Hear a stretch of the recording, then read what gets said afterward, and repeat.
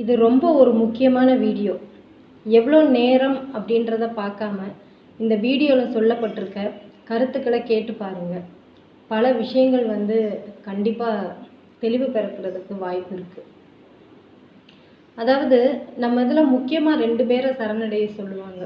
ஒன்று குரு, இன்னொன்று திரு. திரு அப்படின்றவங்கள நம்ம இறைவன் சொல்கிறோம். இறைவனை நம்ம முழுசாக சரணடைகிற பட்சத்தில் காலத்தையே சரி பண்ணி கொடுக்குற அவருக்கு நம்மளை சரி பண்ணி கொடுக்க தெரியாதா என்ன? இறைவனாக இருக்கட்டும், குருவாக இருக்கட்டும், நம்ம வெளியில் இருக்காங்க அப்படின்னு நினச்சி நம்மளை முதல்ல அவங்கள வணங்கி சரணடைய சொல்கிறாங்க. இது முக்கியமான ஒரு விஷயம். அதன் பிறகு தான் அவங்க நமக்குள்ளே இருக்காங்க அப்படின்றது நமக்கு தெரிய வருது. ஒரு உதாரணம் பார்க்கலாம். அது என்ன அப்படின்னா, கல்யாணம் ஆனதுக்கப்புறம் பெரும்பாலும் பெண்கள் சொல்கிறது என்ன அப்படின்னா, மாமியார் மருமகள் 2 பேர் ரிலேஷன்ஷிப்புக்குள்ளே இருக்கிற அந்த பிரச்சனை. அடுத்து இன்னொரு முக்கியமான பிரச்சனைன்னு பார்த்தா நாத்தனார் அண்ணி அவங்களுக்குள்ள பிரச்சனை. இதை தாண்டி ஒரு பிரச்சனை இருக்குது. அது என்ன அப்படின்னா, திருமணம் ஆகி குழந்தை பிறந்த பிறகு அவங்க குழந்தை மேலே தான் முழுசாக அன்பு செலுத்துகிற மாதிரி கணவன் மனைவி ஒருத்தருக்கு ஒருத்தர் பேசிக்கிறது. இதில் இறைவன் என்ன மாதிரி விஷயத்தை நிகழ்த்துறாரு அப்படின்றத புரிஞ்சுக்கிட்டோம் அப்படின்னா, அவரை சரணடைகிற பட்சத்தில் நம்மளை எந்த அளவுக்கு அவர் சரி பண்ணுவார் அப்படின்றத நம்ம தெரிஞ்சுக்கலாம்.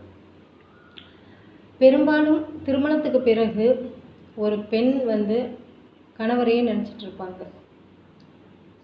அவங்க வேலைக்கு போனால் எப்போ வருவாங்க, எப்போ நம்ம கூட பேசுவாங்க, இந்த மாதிரி எப்பயுமே அவங்க நினப்பில் இருக்கிறனால அந்த கணவரோட பெரும்பாலான இயல்பு நிலை, சக்தி நிலை எல்லாம் இந்த பெண்ணுக்குள்ளே வந்துடுது. அப்போ அவங்க மாமியார் அந்த பெண்ணை திட்டுறதில்லை, அதாவது அந்த மருமகளை திட்டுறதில்லை. அந்த மருமகள் கிட்ட இருக்கிற தன் பையனோட இயல்பு நிலை, சக்தி நிலையை பார்த்து தான் திட்டுறாங்க, கோவப்படுறாங்க, சில நேரம் சந்தோஷமாக பேசுகிறாங்க. இதே தான் அந்த அண்ணி நாத்தனார்னு சொல்கிறாங்கல்ல, அவங்களும் பண்ணுறாங்க. தன்னோட அண்ணிகிட்ட இருக்கிற அண்ணனோ தம்பியோ அவங்களோட இயல்பு நிலை, சக்தி நிலை கூட தான் திட்டுறாங்க, கோவப்படுறாங்க, சண்டை போடுறாங்க, எல்லாமே பண்ணுறாங்க. கணவன் மனைவி குழந்தை பிறப்பு பிறகு பார்த்தோம் அப்படின்னா, பெரும்பாலும் ஒரு குழந்தை பிறந்துருச்சு அப்படின்னா அந்த பெண்ணோட முழு கவனமும் எங்கே இருக்கும்? அந்த குழந்தை மேலே இருக்கும். வீட்டில் என்ன வேலை இருந்தாலும் சரி, அதை பார்த்துட்டே அந்த குழந்தை மேலே ஒரு கவனம் இருந்துகிட்டே இருக்கும். அந்த கவனம் அங்கே செல்ல செல்ல இவங்களோட இயல்பு நிலை பெரும் பகுதி அந்த குழந்தைகிட்ட தான் இருக்குது. அப்போ அந்த கணவர் குழந்தைகிட்ட இருக்க தன்னோட மனைவி மேலே தான் கேர் எடுத்துக்கிறாங்க. இதே தான் கணவனும் புரிஞ்சுக்கணும். இதை புரிஞ்சுக்கிட்டாங்க அப்படின்னா இந்த சூழ்நிலையை கண்டிப்பாக ஒரு சிரிச்சுட்டே கடந்து வந்திருக்க மாதிரி தான் இருக்கும். அங்கே கோபமோ வெறுப்போ எதுவுமே நடந்திருக்காது.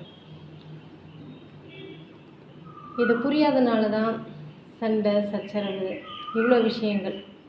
ஆனால் இறைவன் காலத்தை எப்படி மாற்றி கொடுத்துருக்காருன்னு பாருங்கள். இன்றைய காலகட்டத்தில் மீடியாக்களில் நிறைய வீடியோவில் பாருங்களேன், மாமியார் மருமகள் ஒற்றுமையாக இருப்பாங்க. அவங்க பையனை போட்டு அவங்க தாளிக்கிற மாதிரி இருக்கும். அப்போது ஒரு விஷயத்தை மனிதன் புரிஞ்சிக்காமல் போனாலும் அந்த இறைவன் எல்லாத்தையும் கவனித்து சரியாக மாற்றி கொடுக்குறாரு இல்லையா?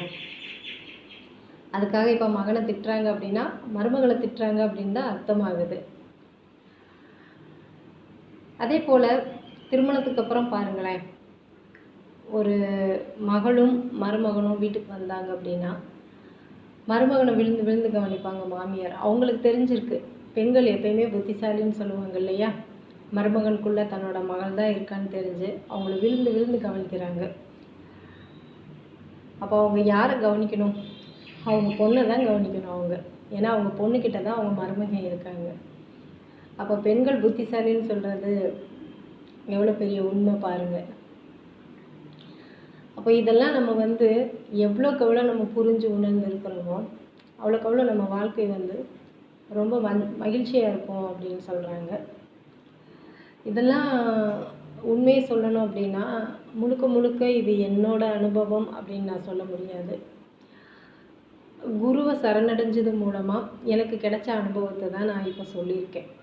ஆனால் இதை தாண்டி என்னோட அனுபவம் அப்படின்னு பார்த்தா, இறைவனை சரணடைகிற பட்சத்தில் அந்த இறை சக்தி வந்து நம்மளை முழுமையாக சரி பண்ணி கொடுக்குது.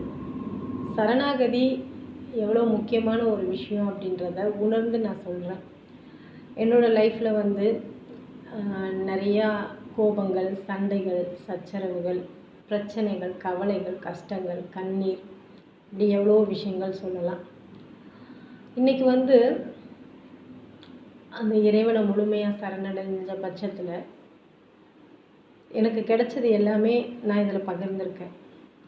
அந்த இறைவனை முழுமையாக சரணடைகிற பட்சத்தில் குருன்னு ஒருத்தவங்க கிடச்சி அவங்கள சரணடைகிற சூழ்நிலை உருவாகி அவங்க மூலமாக நிறைய விஷயங்கள் புரிஞ்சு உணர்ந்து இப்போது அந்த இறைநிலையும் உணர்ந்து நம்ம வாழ்க்கையில் சில விஷயங்கள் நம்ம சரியாக செய்யாமல் போனால் கூட அந்த இறைவனோட குழந்தை நாம் காலத்தையே சரி பண்ணி கொடுக்குற அந்த இறைவனுக்கு நம்மளை சரி பண்ணி கொடுக்குறது அப்படின்றது எவ்வளோ சின்ன விஷயம் அப்படின்றத புரிஞ்சு அவர் எந்த அளவுக்கு சரி பண்ணிகிட்ருக்கிறாரு அப்படின்றத உணர்ந்து இது போல் கவலைகள், கஷ்டங்கள், கண்ணீர் அப்படின்னு அனுபவிக்கிற யாருக்காவது இந்த செய்தி போய் சேர்ந்து அவங்க இறைவனை முழுமையாக சரணடைஞ்சு அவங்க வாழ்க்கை முறையிலையும் ஒரு நல்ல மாற்றம் கிடைச்சிராதா அப்படின்ற ஒரு மனநிலையில் இந்த விஷயம்லாம் இதில் சொல்லப்பட்டிருக்கு.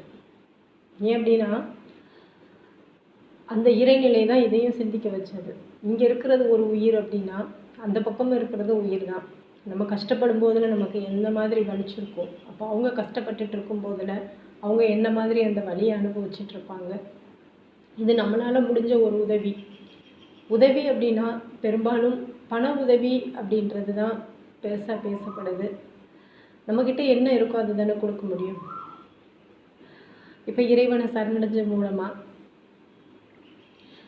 எனக்கு குருவோட அனுபவம் கிடைச்சது.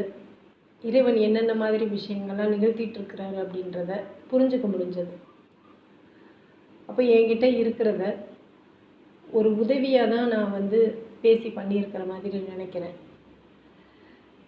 நம்ம உதவி யாருக்கும் பண்ண முடியலையே அப்படின்னு நினச்ச நினப்புக்கு இறைவன் என்னை வச்சு இந்த உதவியை பண்ணுறாரு அப்படின்னு தான் நான் முழுசாக நினச்சி தான் இதை சொல்லியிருக்கிறேன். நிறைய இருக்குது உதவி. ஒருத்தருக்கு நம்ம உண்மையான ஆறுதல் கொடுக்குறோம் அப்படின்னா அது ஒரு உதவி. ஒருத்தருக்கு நம்மளோட நேரத்தை உண்மையாக கொடுக்குறோம் அப்படின்னா அது ஒரு உதவி. ஒருத்தவங்களுக்கு நம்ம பணம் கொடுக்குறோம் அப்படின்னா அதுவும் ஒரு உதவி. இப்படி எவ்வளவோ இருக்குது. தயவு செய்து நான் செய்த சில தவறுகள், என்கிட்ட சில பேர் செய்த தவறுகளை யாரும் செய்ய முயற்சிக்காதீங்க. உதவி தேவைப்பட்டுச்சு அப்படின்னா நம்மளால் முடிஞ்சால் செய்யலாம், முடியலைன்னு சொல்லிடலாம். ரெண்டுமே வந்து சரியான முடிவு. ஆனால் செய்கிறேன் அப்படின்ற பெயரில் வந்து கண்டிஷன் போடுறது, நம்ம செய்கிறோன்றனால அவங்கக்கிட்ட பெனிஃபிட் எதிர்பார்க்கிறது. உதவி அப்படின்றது எந்தவித எதிர்பார்ப்பும் இல்லாமல் செய்யப்பட வேண்டிய உதவி. ஒருத்தருக்கு நம்ம நேரத்தை கொடுக்குறோம் அப்படின்னா நம்ம அவங்களுக்கு நேரத்தை கொடுத்துருக்கோம், அதனால் அவங்கக்கிட்ட இருந்து இந்த பலன் வேணும் அப்படின்னு எதிர்பார்க்கிறது உதவிக்கு சமமாகாது. இதுதான் ஒவ்வொரு உதவிக்கும். நாங்கள் வந்து பெரும்பாலும் உதவி பெறுற சூழ்நிலையில் இருக்கோம். ஆனால் எங்களுக்கு உதவி பண்ணுறவங்க காயப்படுத்துறது கஷ்டமாக இருக்குது. ஆனால் அந்த இறைவனை சரணடைஞ்ச மூலமாக அப்படி காயப்படுத்தினவங்களை கூட மன்னித்து வாழ்த்தணும் அப்படின்ற மனநிலை தான் உருவாகிருக்கு. நான் சில நேரம் சிலருக்கு உதவி பண்ணியிருக்கேன், சில பெனிஃபிட்டை எதிர்பார்த்துருக்கிறேன். அது எவ்வளோ பெரிய முட்டாள்தனம் அப்படின்றது இன்றைக்கி தான் உணர முடிஞ்சது. அப்படிப்பட்டவங்களுக்கு நான் மன்னிப்பு கேட்டுக்கிறேன். இந்த வீடியோ வந்து முழுசாக கேளுங்க அப்படின்னு சொல்லியிருந்தேன் எவ்வளோ நேரம் ஆனாலும். எனக்கே இதை வந்து இன்னொரு வீடியோவில் சில விஷயம் சொன்னால் நல்லாயிருக்கும் அப்படின்னு தோணுது. இதோட தொடர்ச்சியை நான் அடுத்த வீடியோவில் சொல்கிறேன்.